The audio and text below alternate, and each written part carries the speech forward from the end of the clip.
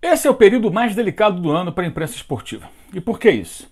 Porque é aquela época em que os jogadores estão de férias, as notícias elas não, digamos assim, não são tão fartas, e aí nós temos plantações de notícias, né? Festival de coisa plantada, tem empresário que planta notícia, tem dirigente que vaza alguma coisa para ver a aceitação daquela ideia, tem notícia mal apurada, tem empresário do jogador que tenta valorizar o seu cliente e aí diz que o clube A, B ou C está interessado naquele cara, naquele jogador.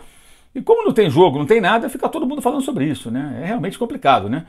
Bem, e claro, né, nem todos os repórteres, nem todos os veículos procuram trabalhar buscando a informação correta. É claro que todo jornalista em qualquer área está sujeito a cometer um erro, está sujeito a cometer um deslize, a apurar uma informação, ela não estava certa, coisa e tal, isso pode acontecer. Mas é preciso um certo cuidado. Esse cuidado muitas vezes não existe, porque nem há tempo, é uma cobrança muito grande, tem que colocar esses assuntos em pauta. E é um festival de blá blá blá que eu vou te contar. Por exemplo, vamos pegar aqui os mais recentes, né? Alguns recentes.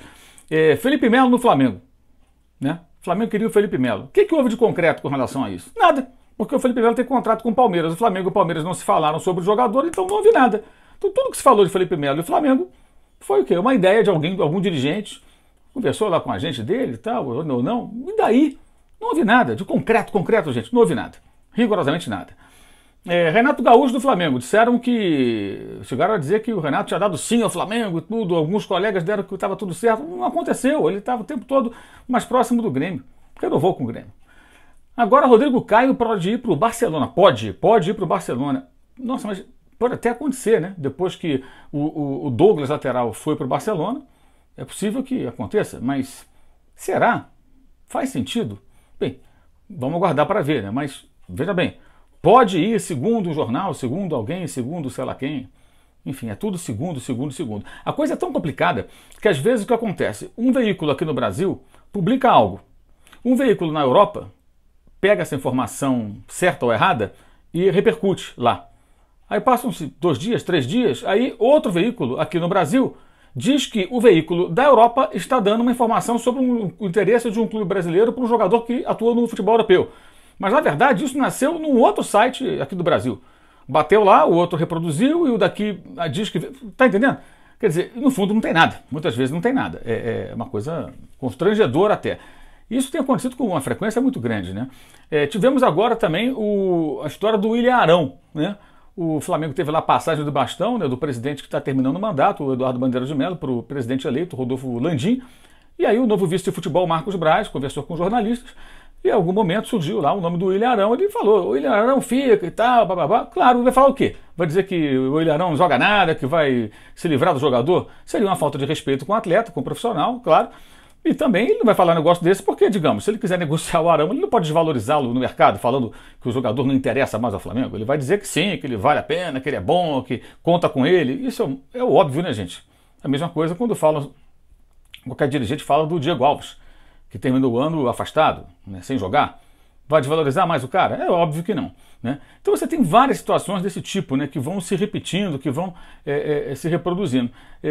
Em contrapartida, a negociação mais interessante do mercado, quando a imprensa viu, já tinha acontecido, que foi o Ramiro, né, que o Grêmio, nos acordos anteriores com o atleta, digamos que acabou tendo que deixar algumas brechas, não conseguiu tapar essas brechas, e o Corinthians foi lá e contratou o jogador. Né, que foi a negociação que eu considero assim, a mais surpreendente pelo momento do Corinthians sem dinheiro ter tido essa perspicácia, digamos assim, essa sacada de conseguir tirar um jogador um jogador importante de um rival importante. Né? Essa foi realmente uma movimentação curiosa do mercado, interessante, diferente, que aconteceu nesse final de 2018. E você pode encontrar uma infinidade de situações assim, né? O fato é que é muita falta de assunto, né? Muita falta de assunto.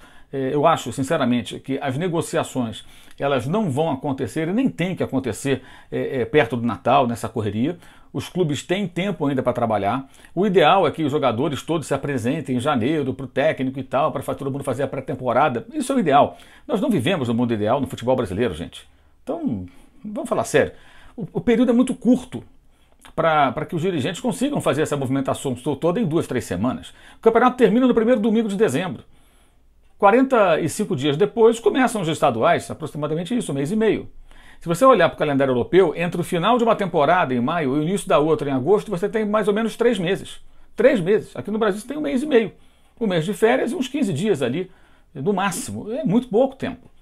Então você não consegue realmente ter o período ideal para férias, negociações, acordos, acertos entre as partes, os clubes, clube vendedor, clube comprador, contrato com o jogador, né, acerto salarial, envolvimento com o agente do atleta, essa coisa toda. É muito mais complicado aqui no Brasil porque o período é muito curto e você acaba não tendo a condição ideal.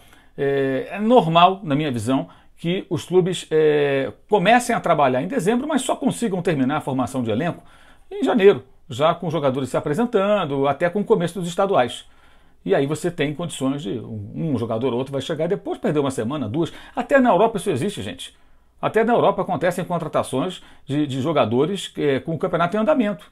O campeonato começa, o campeonato do país, e o cara joga ali 2 partidas por uma equipe, e depois ele aparece em outra equipe.